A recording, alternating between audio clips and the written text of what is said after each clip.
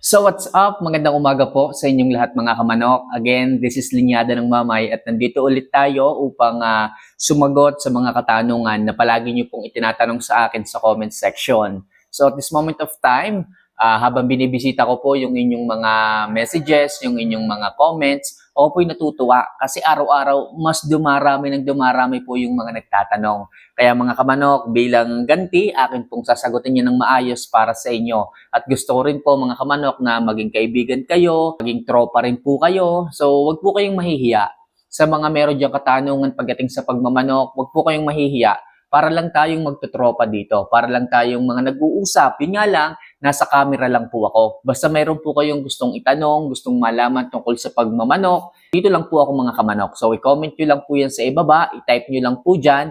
Lahat po ng comments ninyo nababasa ko po yan. It's either good, bad, or kung ano pa man, nababasa ko po yan mga kamanok. Huwag po kayong mag-alala, open-minded po ako pagdating sa usapin ng pagmamanok. Kaya mga kamanok, bago pa po tayo mahuli, simulan na po kaagad natin ang napakarami niyong katanungan dyan sa comment section. So lagi ko lang hinihiling, if ever na nakakatulong po sa inyo mga kamanok, yung mga advice, mga recommendations, mga sagot ko po sa inyong mga katanungan, huwag niyo naman po sanang kalimutan na mag-subscribe, mag-like, at mag-comment na rin po ng sarili niyong mga katanungan, wala pong bayad yan. Okay? So simulan na po natin mga kamanok. At ang atin pong unang katanungan ay galing kay... Okay, linyada ni Jessel. Ayan, so may linyada na ni Jessel ngayon. Kala ko linyada ng mamay lang ang meron. Eto Jessel, ang katanungan mo. Kamamay, may inahin ako na araw-araw nangingitlog.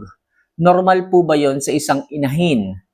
Naninibago po kasi ako na sanay ako sa inahin ko na every other day nangingitlog. Sana po masagot.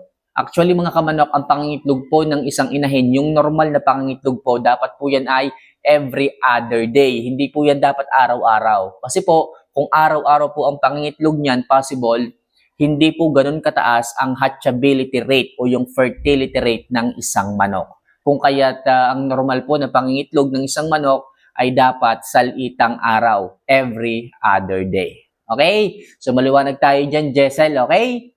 So next question po tayo.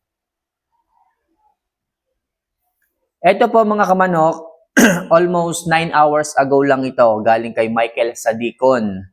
Idol, pwede bang purgahin ang mga nokis natin kung naglulugo na? Thanks sa'yo, Idol Kamamay. Actually po, pwede naman po yan. Pwede po kayong magpurga kahit naglulugon po yung manok. Wala pong magiging problema dyan. Ang atin lang pong iniiwasan, yung magbigay ng mga high protein foods kung naglalaglag na po yung balahibo. Kasi po mga kamanok, kapag naglulugon po yung manok, mas nakafocus po yung nutritional, okay, development ng katawan ng manok o ng isang manok sa kanyang pagtubo ng balahibo, hindi pa po sa pagbibuild ng kanyang katawan.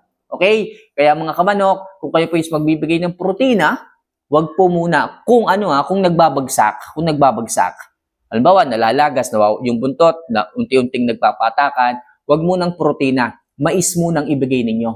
Kailangan ng manok is mainit sa katawan na pagkain kagaya ng mais para mapabilis po ang paglaglag ng balahibo. Pero kung nakikita niyo mga kamanok, natutubo na po yan. Meron na po yung mga puti-puti sa buntot o dito sa pulok. Nakikita niyo po parang makintab na po yung sumusuloy na balahibo. Saka po kayo po pwede magbigay ng high protein diet sa ganyan. Okay, makakatulong po yon sa development ng kanilang mga balahibo. Then yung pagpupurga mga kamanok po, pwede na rin po yan. Wala pong kayong dapat isipin na baka hindi po pwedeng purgahin yung mga naglulugon. Wala pong problema dyan. Mas maganda nga po magpurga kayo para pag binigyan nyo ng pagkain ng high in protein, maganda po ang tubo ng balahibo, maganda rin po ang subo ng pangangatawan. Okay, kaya hindi masyadong namamayat o pumapangit ang inyong mga manok. Okay? So, next question po tayo. Ito galing kay Anton Martinez. Magandang gabi po, Idol. Almost 10 hours ago lang yung kanyang katanungan. Namamana po ba ang pagkapaling ng buntot ng manok? Okay, namamana ba ang pagkapaling o yung hindi po balansyado, medyo kumikilo na ganyan o ganyan, yung iba nga sumasabit pa sa pakpak kapag pumapagaspas po yung iba. So ito po ay hindi namamana. Okay? Paano po ito nakukuha? Bakit po may mga lumalabas na ganyan kung maayos naman po yung selection natin pagdating sa breeding? Actually, mga kamanok, ito po ay paminsan-minsan lumalabas kapag mahina po ang sisiw. Okay? Kapag masyado pong nagkakasakit yung sisiw, kalimitan, yung mga paling na ganito kalimitan, hindi ko po sinabing lahat, doon po sila lumalabas o sumisibol doon sa mga payatin na mga manok. Kaya lagi kong sinasabi sa inyo, if ever na nakikita nyo pumapaling po ang buntot ng isang manok o ng isang baby pullet, baby stag, kailangan nyo po silang purgahin. Kailangan nyo pong bigyan ng magandang pagtutok sa katawan ng inyong mga alaga. Purgahin, bigyan ng atensyon, bigyan ng suplemento, ng vitamina kung kinakailangan para po gumanda ang pangangatawan. At napapansin ko po mga kamanok, kapag po yung mga medyo pumapaling ang buntot, na na-correct po natin yung pangangatawan, gumanda yung katawan, bumabalik po. Okay? Pero kung medyo may kagulangan na mga kamanok, kahit po yun ipagandahin nyo yung katawan, hindi na po bumabalik. So anong advice ko po mga kamanok? Pwede nyo pong bunutin yung buntot, kung medyo maaga pa, medyo bata pa. Kung medyo sumuloy na po, naglugon, pwede nyo pong putulin. Okay? Pwede nyo pong putulin para po hindi po napapaid ang hangin. Pag po kasi madalas napapaid ang hangin, dun po sa side na yon, okay, pumapaling, kaya nasasanay. Pero kung putol po, wala pong buntot, magtira lang po kayo ng 1 inch na ganyan, wala pong mapapaling, medyo tumitigas po yung pinakapuil nung manok. Nakukorek po yun. Okay? So po pwede po yun. Pero kung talagang inborn na talaga, or ganun na talaga, wala tayong magagawa. Ganun na po sadya talaga yan. Okay? Pero kung tanong mo, namamana ba ito? Hindi po ito namamana. Okay? As long as maayos ang materialis, maganda ang pangangatawan, hindi po yan namamana. Meron lang talagang lumalabas, abnormalities, normal po yan. Okay? So next question po tayo.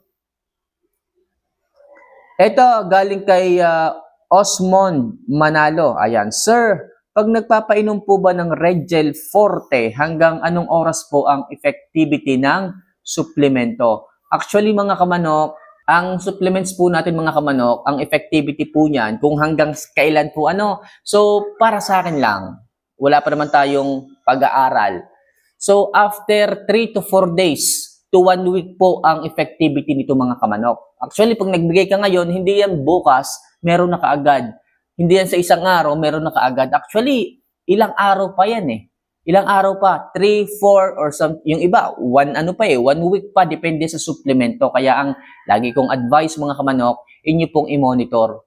Kung kailan nyo makikita na talagang, okay, masigla yung manok, talagang nandun na po yung vigor, nandun na po yung healthiness sa kanyang katawan, doon nyo po makikita, na mas maganda pala itong Red Gel Forte after 4 days. Kaya ako sinasabi ko sa inyo palagi, hindi kayo po pwedeng magbigay kung halimbawa may may pupuntahan kayong pasyalan kasama ng inyong mga alaga, hindi ko na po kayo po pwedeng sabihan na, dapat ngayong araw na to, bigyan mo ng Red Gel Forte. Hindi ko po sinasabi na ganun. Kasi nga po, bibilang pa yan ng ilang araw bago nyo po makuha o makita ang magandang effectivity niyan pagdating sa kalusugan ng ating mga alaga.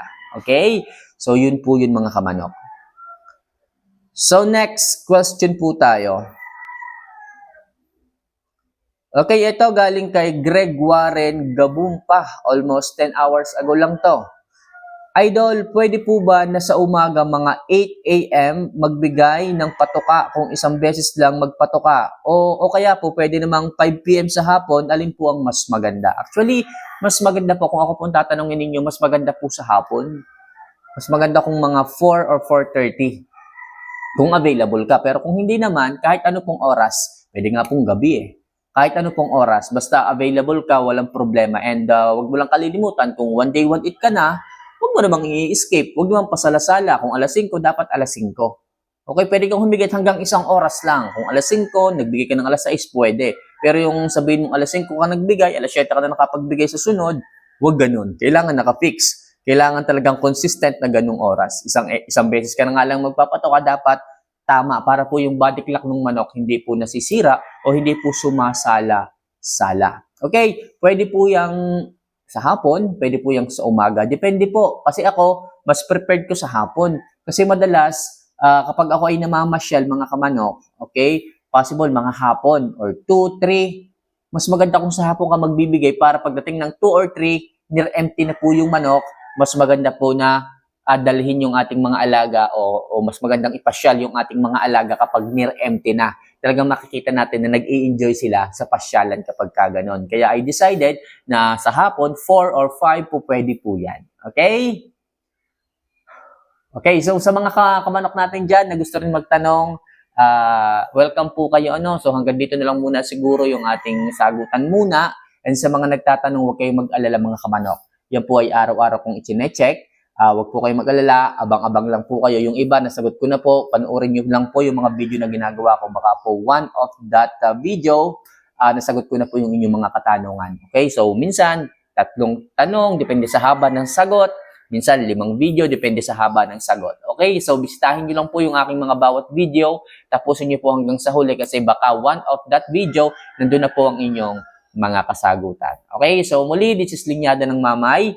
Maraming salamat sa tumapos ng video and see you for our next vlog. Paalam.